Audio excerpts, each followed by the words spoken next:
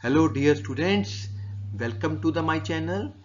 आज के इस वीडियो लेक्चर में हम relation between differential and integral questions के बारे में पढ़ेंगे। सबसे पहले हमने इसमें आर्टिकल करना है differentiation of a function under a integral sign.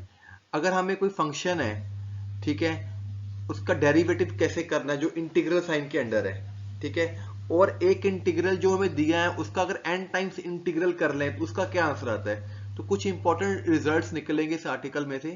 मान लीजिए एक फंक्शन आपके पास है, इट इज अ इंटीग्रल, ठीक है, आपने इसका डेरिवेटिव करना है। किसी भी इंटीग्रल का अगर डेरिवेटिव करना हो तो हमारे पास लिबनाइट्स रूल होता है उसको करने का। कैसे करते हैं डेरिवेटिव, देखो अब ये इसमें जो नीटा है वेरिएबल है, एक्स भी वेरिएबल है, और मुझे इसका डेरिवेटिव एक्स से करना है, ठीक है। तो ये रूल लिखा गया, देखो यहाँ पे, दिस इज लिबनाइट रूल।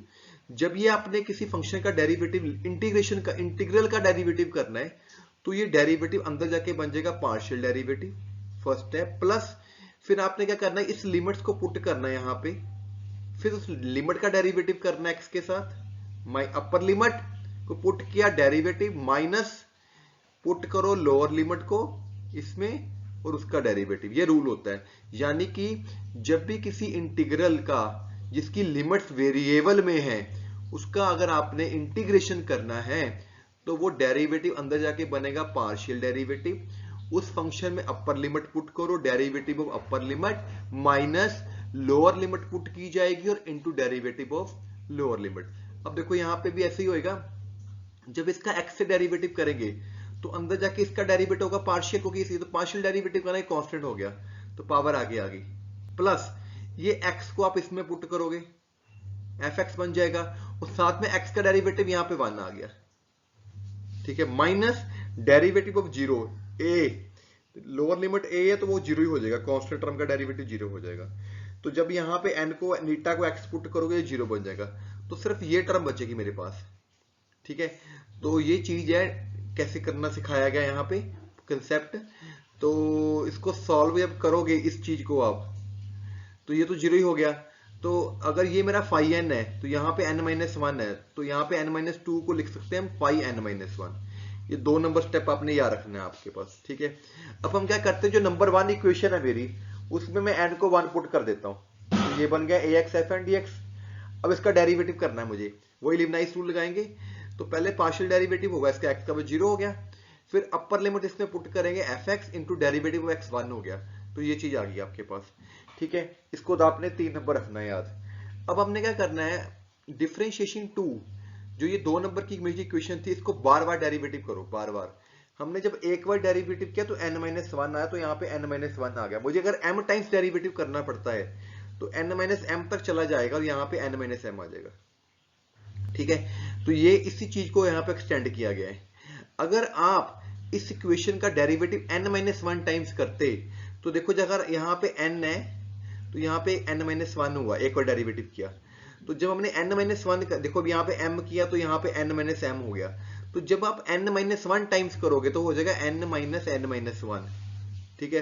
तो लास्ट में सिंपल फाई n आ जाएगा और यहाँ पे हो जाएगा 1 आ जाएगा, तो वो n-1 का फैक्टोरियल बन जाएगा, ठीक है। तो ये स्टेप ध्यान से करना है कि कैसे, देखो यहाँ पे आर्टिकल में आपको बहुत सारी बातें समझाई जाएंगी। पहले हमने इसका डेरिवेटिव कैसे करना है इंटीग्रेशन का बताया गया लिबनाइट्स रूल के अकॉर्डिंग, ठीक है जी। फिर मैंने क्या किया, ये जो डेरिवेटिव निकाला था हमने इसका वहां से, ठीक है, ये mth डेरिवेटिव निकालना, वहां पे m को पुट कर दो n-1, ये बन जाएगा आपका। अब ये फाई 1 की वैल्यू ये निकाल के रखी हुई है एफ एक्स, ठीक है। तो इसका अभी इसने क्या किया, डेरिवेटिव और कर दिया दोनों साइडों पे, तो यहाँ पे डेरिवेटिव फाई 1 एक्स आ गया, इसकी वैल्यू एफ एक्स पुट कर देंगे, यानी कि nth डेरिवेटिव ये चीज आ गई आपके पास। तो किसी इंटीग्रल का आप nth डेरिवेटिव करोगे तो आपके पास ये आंसर निकल जाएगा, ठीक है। एक रिजल्ट हमारे पास आ गया, ये आ गया। अब हम एक और रिजल्ट निकाल लेंगे। अब मेरे पास फाई एन एक्स ये चीज थी, ठीक है, पीछे आपने लिखा हुआ है पहले स्टेप में। इसका मैं अगर डेरिवेटिव, इसको मैं ऐसे लिख सकता हूं यूजिंग रिलेशन 2 में क्या था आपके पास, अगर आपको पता हो, उसमें ये लिखा हुआ था फाई एन एक्स का जब डेरिवेटिव हमने किया तो वहां पे n-1 फैक्टोरियल फाई n-1 आया हुआ था, 2 नंबर में।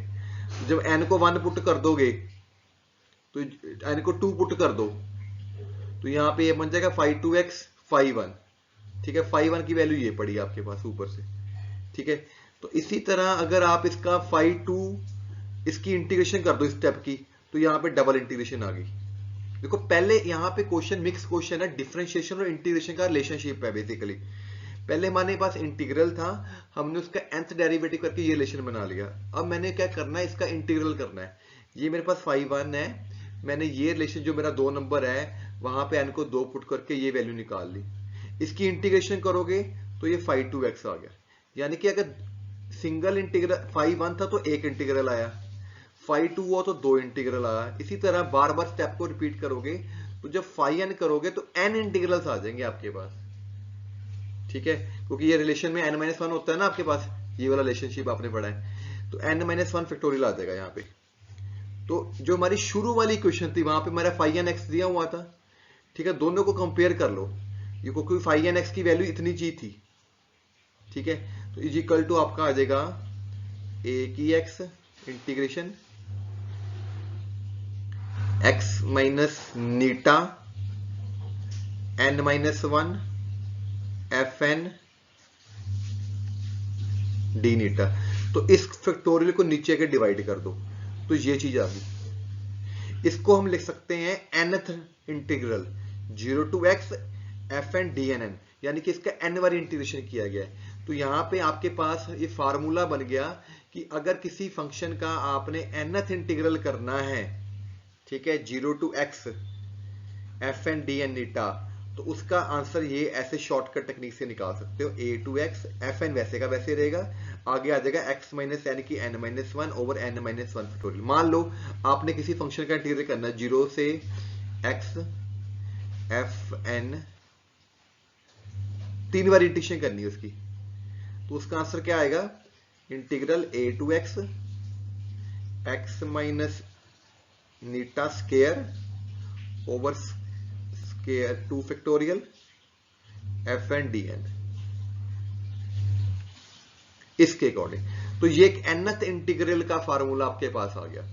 ठीक है जी, नेक्स्ट करते हैं आर्टिकल।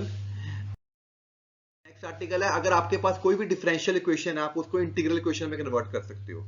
तो यहाँ पे एक nth ऑर्डर की डिफरेंशियल इक्वेशन ली गई है, इक्वल टू स्मॉल fx है, ये इसके कोफिशिएंट्स है a1 a2, ये साथ में इसकी बाउंड्री कंडीशंस दी गई हैं कि y0 पे c0 है, ऐसे है। इसने क्या किया, nth डेरिवेटिव को fx मान लिया, इस चीज को इसने fx मान लिया।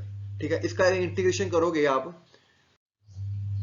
जब इंटीग्रेशन करोगे तो वहां पे 0 to x fn dn आ जाएगा, प्लस कांस्टेंट लग गया, क्योंकि जब nth डेरिवेटिव है उसका एक इंटीग्रल करोगे एक डेरिवेटिव कम हो जाएगा। इसी तरह सेकंड इंटीग्रेशन करोगे तो dn स्क्वायर आ जाएगा, इसकी इंटीग्रेशन प्लस कांस्टेंट लग गया। इसी तरह बार बार जब स्टेप रिपीट करते जाओगे यहाँ पे nth इंटीग्रेशन आ जाएगा। ठीक है, और यहाँ पे भी x की n-1 ये हो जाएगा। इन सभी वैल्यूज को नंबर 1 में पुट कर दो। ठीक है, तो नंबर 1 में जो nth डेरिवेटिव था उसकी जगह fx आ गया।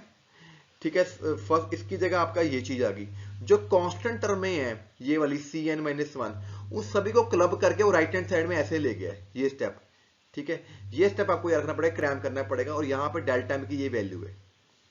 ठीक है, और जो ये आपका ये स्टेप बना, इस सारे स्टेप में से उसने क्या करना है, अब देखो यहाँ पे स्कीम क्या लगी, अभी जो पिछला आर्टिकल हमने किया है, डेरिवेटिव्स आ रहे हैं, इंटीग्रल्स आ रहे हैं। देखो यहाँ पे नीटा स्क्वायर है, नीटा n है, तो इन सभी के फार्मूले आपको बताए पिछले आर्टिकल में कि अगर पास nth डेरिवेटिव है तो उसका फार्मूला लग जाएगा। ठीक है, उस फार्मूले लगा के सभी में से fn dn लग जाएगा। यानी कि अगर ये चीज है तो इसको आप लिख लोगे वहां पे x minus n fn dn, यानी कि सारे fn dn में कन्वर्ट हो जाएंगे आपके वो, और इसमें से ये fn dn कॉमन निकल जाएगा। ठीक है, देखो x माइनस n आ गया ना, क्योंकि वो पिछले आर्टिकल में जो मैंने लास्ट रिजल्ट बोला उसके अकॉर्डिंग आया। इसी तरह इसका भी आ जाएगा।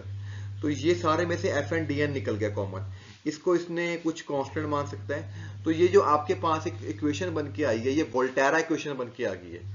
ठीक है, आपका fx यहाँ भी आ रहा है, fx यहाँ भी आ रहा है, अननोन फंक्शन, और इंटीग्रल 0 to x है, अपर लिमिट वेरिएबल है, so it is a non homogeneous Volterra's equation. ठीक है, इसी को एक पर्टिकुलर केस के लिए करके दिखा देते हैं कि सेकंड डिग्री की इक्वेशन है। ठीक है, तो आप क्या करोगे, ये क्वेश्चन है आपने करने हैं कि आपको एक डिफरेंशियल इक्वेशन दी गई है, आपने इसको कन्वर्ट करना है वोल्टेरा इंटीग्रल इक्वेशन में, ठीक है। तो इसको बड़ा एफ मानोगे, इसका डेरिवेटिव आपको दिया है, आप क्या करोगे कि उसको एफ मानोगे, इसकी इंटीग्रेशन कर लोगे, सिंगल इंटीग्रेशन, दोबारा इंटीग्रेशन करोगे तो वहां पे F N D N square आ जाएगा। तो डी एन स्केयर का आर्टिकल मैंने आपको करा दिया है, डी एन स्केयर को उसने ऐसे तोड़ के लिख लिया।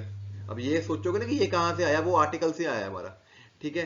तो इन सभी की वैल्यू आपने नंबर वन इक्वेशन में पुट कर देनी है। अब ये पूरा सही किया हुआ है, तो यहां से ये टर्म इकट्ठी कर लो, ये टर्म इकट्ठी कर लो, बाकी ये कांस्टेंट वाली टर्म C1 माइनस, ये सारा कुछ आपने राइट हैंड साइड में ले लेना है, ठीक है। इसको आपने, ठीक है, इसको उसने क्या किया, इसको kx मान लिया, ठीक है, इसको उसने gx मान लिया, तो इसको उधर प्लस माइनस करके तो ये आपके पास एक वोल्टेरा इंटीग्रल इक्वेशन बन गई है। तो इस आर्टिकल में, इस वीडियो में हमने सीखा कि एक जो nth ऑर्डर का इंटीग्रल है उसको कैसे मॉडिफाई कर सकते हैं, एक इंटीग्रल का डेरिवेटिव कैसे कर सकते हैं, और एक सेकंड ऑर्डर की डिफरेंशियल इक्वेशन को कैसे इंटीग्रल इक्वेशन में कन्वर्ट कर सकते हैं। Thank you very much students for watching my video.